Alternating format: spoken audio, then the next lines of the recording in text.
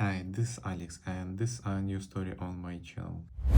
For 3 months, I thought I was the most supportive wife in the world. I gave my husband space, defended him to our friends, and waited patiently for him to recover from what he called a serious case of burnout. I wasn't supporting a man in pain. I was funding his affair. He didn't just cheat on me. He made me his willing accomplice. And the evidence of his second life wasn't just a feeling. It was a map of his secret locations, photos of another woman, and a jewelry receipt for a gift I never received. If you want to know how a man can turn his wife's love into a weapon against her, it all started with 4 simple, devastating words. I think I'm burned out. Hey, before you go on, show me you're part of the crew. Hit that subscribe button and comment with your country. A perfect life glowed on the screen. Emily had just posted the photo. The two of them on a windswept hilltop, hair messy, broad smiles plastered on their faces against a sunset sky. She was looking at the camera, but Mark was looking at her, his expression a perfect imitation of adoration. So lucky to be navigating life with this one. Weekend vibes, the caption read. Within minutes, the post had dozens of likes. Aunt Carol had already commented, "You two are the cutest." Emily smiled. It felt good. It felt right. This is how things were supposed to look. She hit the lock button. The screen went dark, and the reflection that stared back at her wasn't smiling. Her eyes were tired, the corners of her mouth turned down. The perfect life stayed in the phone. Reality was here, in the deafening silence of their Audi as it sped down the highway. The hike had been her idea, a desperate attempt to recapture the easy spark they once had. Mark had agreed, but he hadn't really been there. His replies were clipped, and he'd spent more time at the summit checking work notifications on his phone than looking at the view they'd driven 2 hours to see. The silence in the car felt so thick she could touch it. "Did you have a good time today?" Emily asked softly, just to break it. Mark didn't take his eyes off the road. His fingers tapped a steady, impatient rhythm on the steering wheel. "It was fine, Em. Just tired. Long week." "Fine." The word landed like a verdict. Not amazing, not, "Thanks for dragging me out here, I needed it." Just fine. He used the nickname M, which once sounded like a caress, but now just felt like a shortcut to end a conversation. Emily felt that familiar pang of disappointment, the one that had become a constant companion these last few months. She turned to the window, watching the blur of city lights rush by. In her reflection, she could see his focused profile and the empty space of the passenger seat between them, a distance that felt wider than the universe. The following Tuesday, the quiet tension in the house finally broke. It happened after dinner. Emily had tried to initiate a real conversation, asking about his day, but was met with the same one-word answers and the incessant, quiet tapping of his thumb on his phone screen. Finally, she put her fork down. "Mark, we need to talk. Something is wrong. If you're unhappy, just tell me." He looked up, and for a moment she saw a flash of panic in his eyes before it was replaced by a look of weary resignation. He sighed, a long, dramatic sound, and put his phone face down on the table. "I'm not unhappy with you, Em," he said, his voice low and serious. "It's not us. It's everything. The pressure at work is insane. The deadlines, the constant expectation to be on 24/7. I feel completely drained." He leaned forward, running his hands through his hair. "I was reading about it online. It's classic burnout. I have all the symptoms: emotional exhaustion, decision fatigue, a total lack of motivation." The words sounded rehearsed, like he'd been practicing them. He was using a language Emily understood and respected, the language of mental health and workplace wellness. He wasn't being a distant husband. He was a victim of a toxic work culture. It was a brilliant move. How could she be angry at him for that? "I feel like I'm losing touch with my authentic self," he continued, his voice gaining momentum. "I'm just going through the motions, and it's not fair to you. You deserve the best version of me, and right now, I can't even find that person." He looked at her, his eyes pleading for understanding. All of Emily's frustration began to curdle into guilt. He wasn't pushing her away. He was in pain. Her desire to fight was replaced by an instinct to fix. "Okay," she said softly, her own concerns dissolving in the face of his performance. "Okay, Mark. What do you need? What can we do?" He looked down, as if considering it for the first time. "I don't know," he said, letting the silence hang in the air for a moment. "But I think I need to make a big change." Emily's mind raced with solutions. A vacation? A weekend getaway with no phones? Maybe they could finally start that couples therapy class she'd suggested last year. "Whatever it is, we'll face it together," she said, reaching for his hand.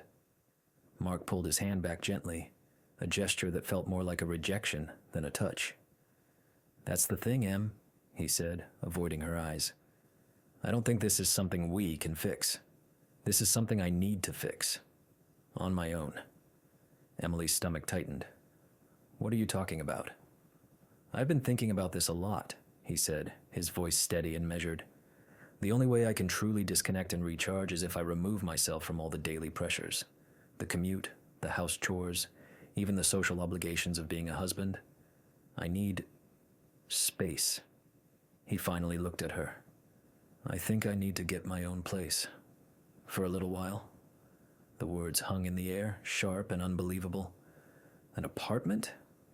Her mind recoiled. That wasn't a solution. That was an ending. "You want to leave?" she whispered, the room starting to feel cold. "You want to separate?" No, God, no," he said quickly, shaking his head. "Don't think of it like that. It's not a separation. It's a strategic retreat. A wellness sabbatical. I'd get a small, simple, minimalist place. A sanctuary where I can just focus on my healing. Meditate, read, journal, get my head straight without any distractions." He saw the hurt and confusion on her face and softened his voice, leaning in as if sharing a painful secret. "Emily, I'm doing this for us, so I can come back as the man you deserve. If I stay here, I'm just going to get worse. I'll drag you down with me. Don't you see? This is the only way I can save myself, and in turn, save our marriage." Every argument she tried to form died on her lips. A vacation was just a band-aid. Therapy together would just add more pressure. He had an answer for everything, and each answer was designed to make her feel like her needs were an obstacle to his recovery. Worn down by his circular logic and suffocated by a rising tide of guilt, she felt her defenses crumble. He had framed it so perfectly. If she said no, she wasn't just being an unsupportive wife, she was actively harming his mental health. A single hot tear rolled down her cheek. She nodded slowly, the movement feeling disconnected from her body. "Okay," she heard herself say, the word tasting like ash. "If you really think this will help?" "Okay." His relief was immediate and palpable. "Thank you," he breathed, finally taking her hand. His felt warm. Hers was ice cold. "You won't regret this. It's the start of getting the old me back." A few days later, she found herself putting a yoga mat and a stack of his self-help books into a cardboard box. The apartment he'd found was a simple one-bedroom in a quiet area, he'd said. As she taped the box shut, she felt a profound sense of dread. She wasn't helping her husband heal. She was helping him pack up their life. 2 weeks crawled by. Emily told their friends that Mark was on a personal retreat to deal with work burnout. She used the same confident therapeutic language he had, and most people nodded with sympathy. In private, she felt like a ghost in her own home, the silence amplifying every creak of the floorboards. She was trying hard to be the perfect, supportive wife. She texted him encouraging quotes she found online and resisted the urge to call more than once a day. His replies were always brief, sterile. "Felt a bit more centered today. Just finished a deep breathing exercise. Much needed. Trying to stay off my phone. Thanks for understanding." When she did call, it usually went to voicemail. He'd call back hours later, his voice calm and distant. "Sorry, I was asleep," he'd say, even if it was 7 p.m. Or, "I left my phone in the bedroom to try and be more present." Emily accepted it all, swallowing her loneliness and telling herself it was part of the healing process. The first crack in her carefully constructed belief system appeared on a Thursday night. She was paying bills online when an email notification popped up from their joint credit card. An amount of $237.50 has been charged at Sakura Blue. Emily froze. Sakura Blue. It was one of the most expensive, trendy sushi restaurants in the city, a place with a months-long wait list, famous for its romantic ambiance and celebrity sightings. It was where they had gone for their 3rd anniversary. It was the absolute last place a man seeking solitude and healing from burnout would ever go. Her heart started beating faster. It had to be a mistake. Maybe a fraudulent charge. Her hands trembling slightly, she called him. He didn't pick up. She waited for what felt like an eternity, staring at the charge on the screen. An hour later, her phone buzzed. It was a call from Mark. "Hey, everything okay?" he asked, his voice smooth. "Hi," she said, trying to keep her own voice even. "Sorry to bother you. I just got a credit card alert for a charge at Sakura Blue. I was worried it was fraud." There was a brief pause on his end, just a fraction of a second too long. "Oh, that," he said, his voice a little too casual. "Right. Dave from marketing dragged me out. He's been on my case for weeks, saying I needed to get out of my own head. Honestly, it was way too loud and overwhelming, but he was trying to be nice, you know. Didn't want to be rude. The explanation was plausible, just plausible enough. But it felt wrong. Thin. Dave was Mark's work rival, not a close friend. And the bill, $237.50, was a lot for 2 guys from work. "Oh, okay," Emily said, the words feeling hollow. "Well, as long as it wasn't fraud, I'll let you go then." "All right. Talk soon, Em." She hung up the phone, but the feeling of unease didn't go away. It coiled in her stomach, cold and heavy. For the first time since he'd left, she didn't just feel lonely. She felt suspicious. The lie about Sakura Blue echoed in Emily's mind for days. It was too neat, too smooth. The unease festered, transforming from a vague feeling into a sharp, persistent question she couldn't ignore. That Saturday, while cleaning the home office, she found herself staring at the family iPad. It was old, mostly used by the 2 of them for browse on the couch. It was still logged into all their shared accounts. Her heart hammered against her ribs. She felt a wave of guilt, but the gnawing suspicion was stronger. Just a quick look, she told herself. Just to put my mind at ease. She started with their shared Amazon account. The first few orders in the history seemed to confirm his story. A book on overcoming burnout, another on mindfulness, some organic green tea. A pang of shame hit her. He was trying. She was being paranoid. She almost closed the app, but her curiosity pushed her to scroll down just a little further. And then she saw it. An order from 2 weeks ago, delivered to a Mark Johnson at an Amazon locker location downtown. The items were odd. A high-end electric kettle from Fellow, 2 expensive ceramic coffee mugs, a bottle of Aesop brand facial cleanser, the same kind her friend swore by, but one Mark, with his simple bar soap routine, would never use. And strangest of all, a set of queen-sized, stone-washed linen sheets for $280. Why would a man living temporarily in a simple apartment buy luxury sheets for a bed he was supposedly sleeping in alone? Why would he need 2 coffee mugs? The guilt vanished, replaced by a cold certainty. She was being played for a fool. Her hands were shaking now, her breathing shallow. She remembered they were on a shared family plan for their phones, an Apple ID that linked their devices. She'd set it up years ago to share calendars and photo streams. With a few taps, she opened the Find My app. His phone appeared as a green dot, currently located in a residential area she didn't recognize. But that wasn't what made her blood run cold. She tapped on his icon and went into his settings, her fingers moving with a grim purpose. She found a submenu she'd never noticed before. Significant locations. The screen loaded a map, dotted with pins. There were 3 main clusters. One was their home address, another was his office building, and then there was the third. A dense cluster of pins over a single address on a street in the Pearl District, the city's most expensive and fashionable neighborhood. It was a luxury condo building. The history was meticulous, showing dozens of visits over the last month. It showed him there every night. It showed him there right now. It was not in the quiet suburban area he'd claimed his apartment was in. Emily stared at the map, at the undeniable data-driven proof of his lie. The air left her lungs in a whoosh, as if she'd been punched. This wasn't just a restaurant lie.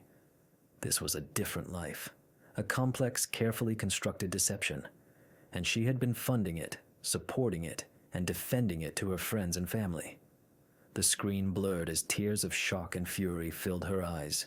For a long time, Emily just sat there, the iPad heavy in her lap, the glowing map of her husband's secret life burning into her memory.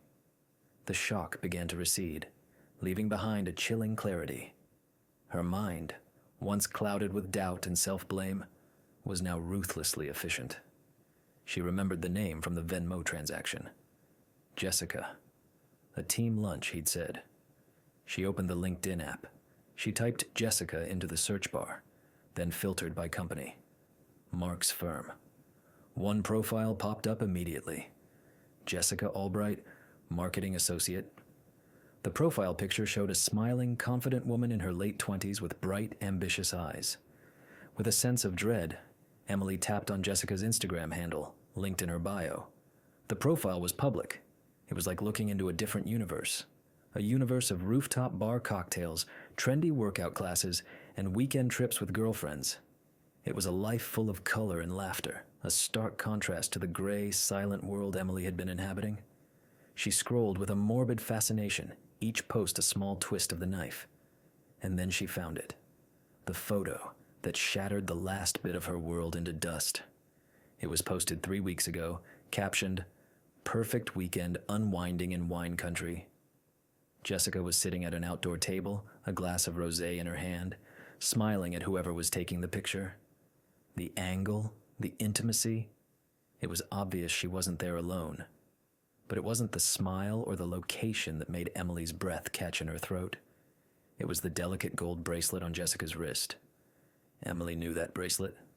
She had sent Mark a link to it on the Majuri website 2 months ago, a hint for her upcoming birthday. It was a simple, elegant chain he'd never even acknowledged. When she'd finally asked him about it, he'd shrugged and said, "Sorry, Em, I checked. It was sold out." Sold out. It wasn't sold out. It was on the wrist of the woman he was living with in a luxury downtown condo, the woman he took to wine country while his wife sat at home, worrying about his burnout. This was the final personal blow. It wasn't just a lie about an apartment or a dinner. It was a conscious choice. He had looked at the gift she wanted, the symbol of affection she had asked for, and had decided to give it to someone else. He was actively replacing her, piece by piece. Emily slowly put the iPad down on the coffee table. The tears that had been threatening her earlier were gone. In their place was something cold and hard and heavy. A stillness settled over her, a terrifying calm. She was done crying. She was done being the supportive, understanding wife. She looked at her reflection in the dark screen of the iPad. The woman staring back was a stranger, her eyes empty of grief and full of a quiet, burning rage. Mark had built his entire deception on the foundation of her love and trust, and she was about to bring the whole thing crashing down. The sun rose, casting long shadows across the living room where Emily had been sitting all night, but she felt no exhaustion.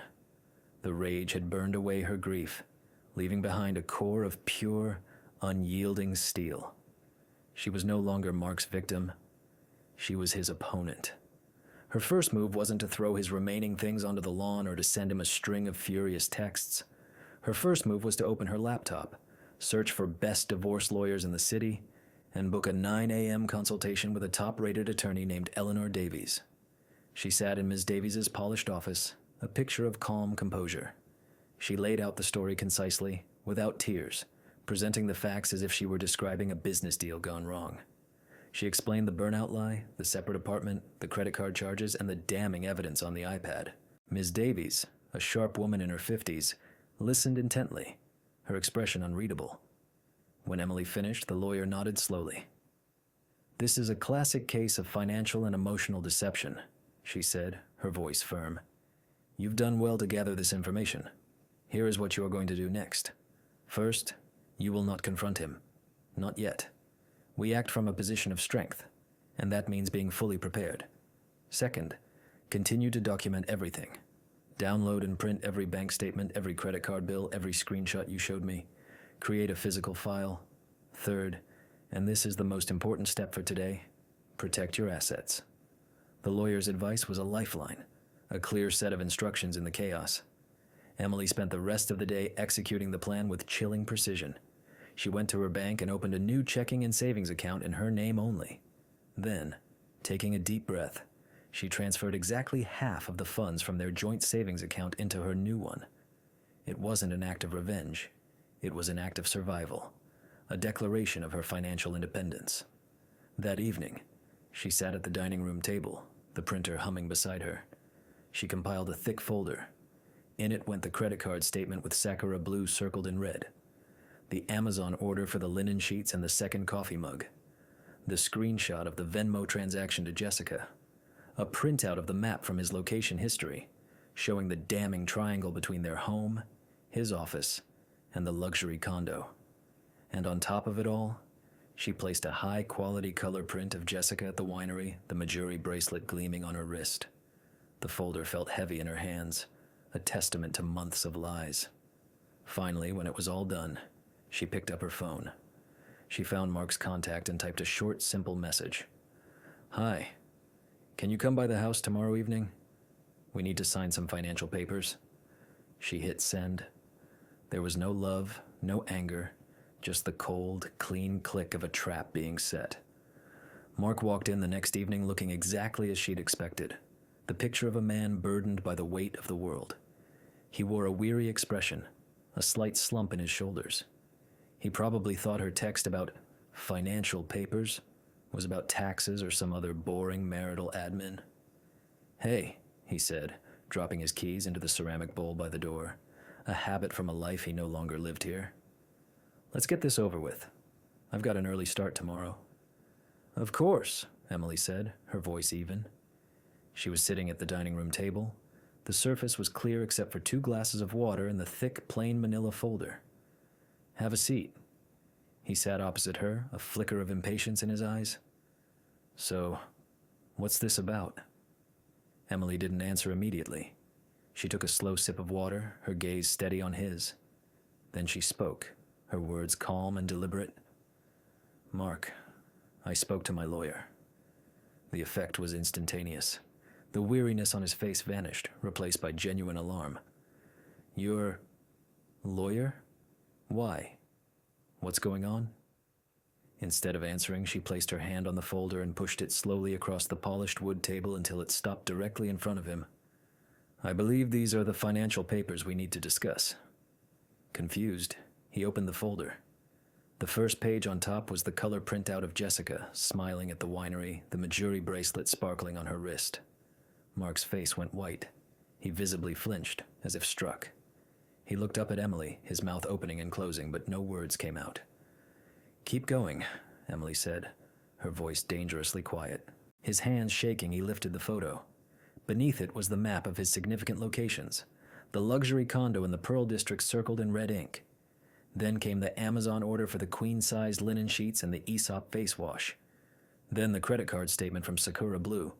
Page after page of his carefully constructed lies, all laid out in black and white. He stammered, his voice a choked whisper. This isn't what it looks like." "Isn't it?" Emily asked, her tone devoid of emotion. "It looks like you've been living in a luxury condo with your coworker while I've been here, worrying about your burnout. It looks like you took her to our anniversary restaurant. It looks like you gave her the birthday gift you told me was sold out. What part am I getting wrong?" I was going to tell you," he pleaded, his eyes wide with panic. The confident manipulator was gone, replaced by a desperate, cornered man. "I was a mess. I was so lost, and she was just there. It didn't mean anything." "The burnout didn't mean anything," Emily countered, raising an eyebrow. "Or the apartment, or the bracelet. You're going to have to be more specific." "You don't understand," he said, his voice rising in frustration. The pressure was immense. You have no idea. I see, Emily said, standing up from the table. The movement was sharp, final. Well, you no longer have to worry about the pressure of this marriage. She walked to the front door and opened it, letting the cool night air spill into the hallway. My lawyer will be in touch to send over the official papers, she said, looking back at him, her face a mask of indifference. I think it's time for you to leave now, Mark. Get out of my house. He stared at her, utterly defeated. The evidence of his betrayal spread out on the table between them. For the first time in their entire relationship, Mark had absolutely nothing left to say.